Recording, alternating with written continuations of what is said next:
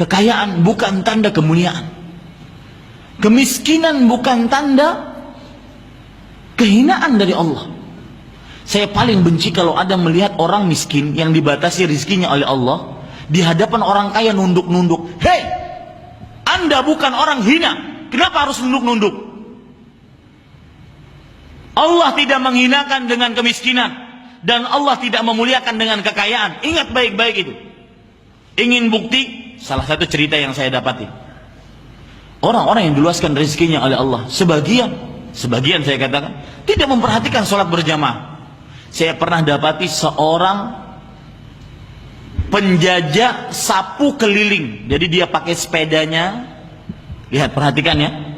Ini tema kita melenceng sedikit, bahwasanya kemuliaan bukan dilihat dari harta, kehinaan bukan dilihat dari kemiskinan. Dan ini yang akan menjadikan orang kaya semakin merunduk bagaikan padi, karena yang dilihat bukan kekayaannya, tetapi bagaimana kekayaan tersebut diletakkan di jalan Allah. Dan ini menjadikan orang-orang miskin tidak mudah untuk merendahkan diri di hadapan orang-orang kaya. Yang paling pantas merendahkan diri di hadapan Allah, bukan di hadapan makhluk. Lihat, saya pernah dapati, ini cerita hakiki.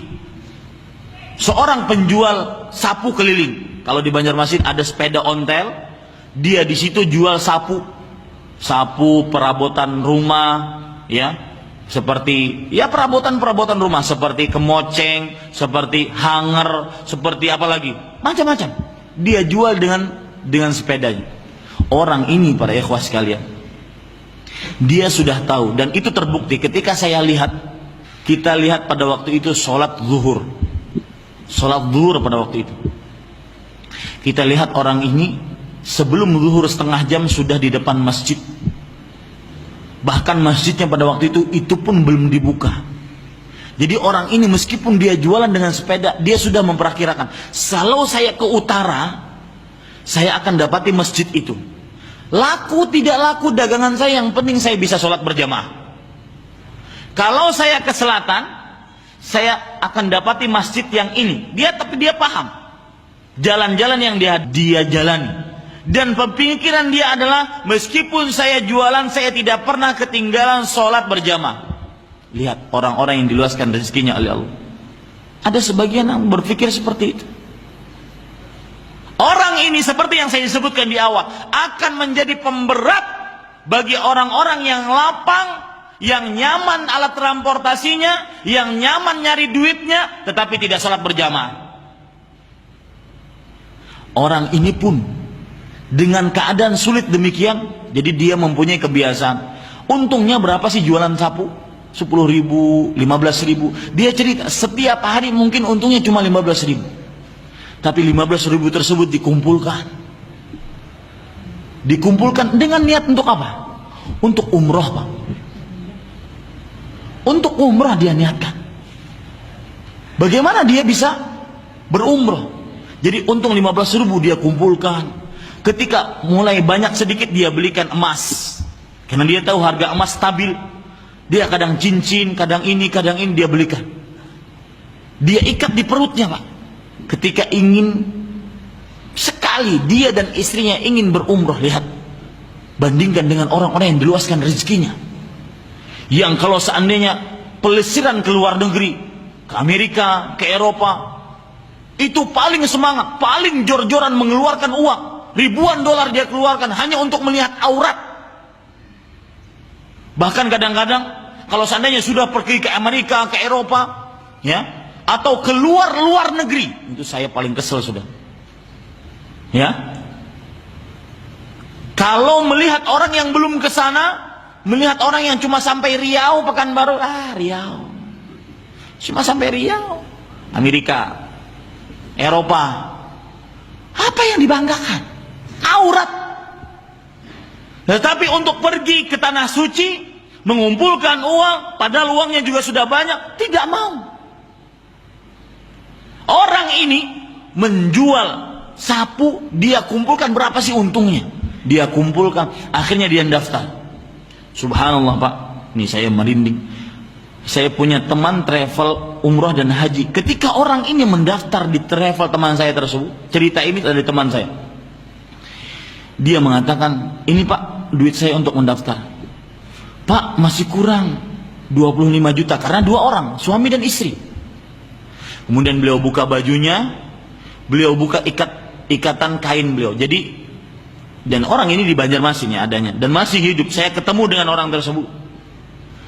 Dia buka ikatan tersebut, subhanallah. Dia keluarkan emas. Semua yang hadir di situ menangis, Pak. Orang dengan kesempitan rezeki ingin beribadah kepada Allah Subhanahu wa taala. Wajar kalau seandainya orang yang diluaskan rezekinya oleh Allah Subhanahu wa taala, dia bisa umrah setiap bulan, dia bisa umrah setiap 2 bulan, setiap 3 bulan, itu wajar. Bahkan bisa dikatakan sesuatu yang biasa, karena dia diluaskan rezekinya oleh Allah. Yang tidak wajar adalah orang yang disempitkan rezekinya tetapi dia ingin menginjakkan ke tanah suci. Dia keluarkan emas kecil-kecil seperti itu, cincin, kemudian kalung kecil-kecil. Ketika dihitung oleh teman-teman saya, wallahi teman-teman saya di travel tersebut menangis melihat kejadian seperti itu. Inginnya umroh, akan tetapi tidak punya biaya.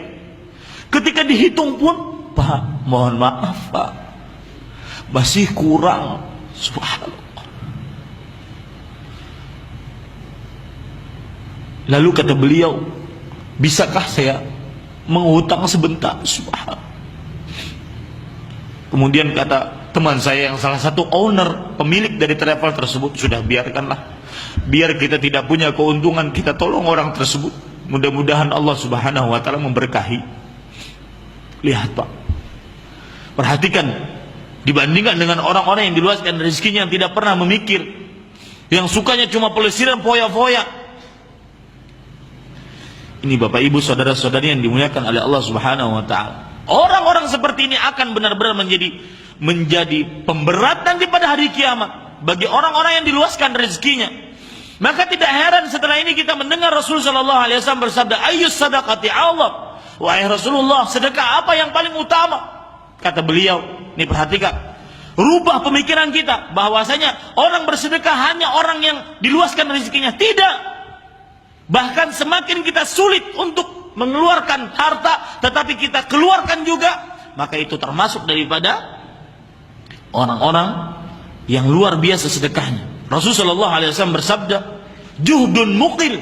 Sedekah yang paling besar pahalanya adalah juhdun muqil. Sedekah yang dikeluarkan dalam keadaan sulit, kemudian sedikit harta, penuh perjuangan.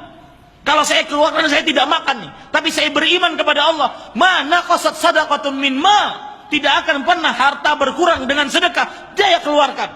Wa ma anfaqtu min syai'in fahuwa yukhlifu. Apapun nafkah yang kalian nafkahkan, maka Allah akan menggantikannya. Maka para ikhwan yang dirahmati oleh Allah Subhanahu wa taala, bersyukurlah. Bersyukur dengan nikmat yang Allah Subhanahu wa taala berikan, meskipun itu sedikit.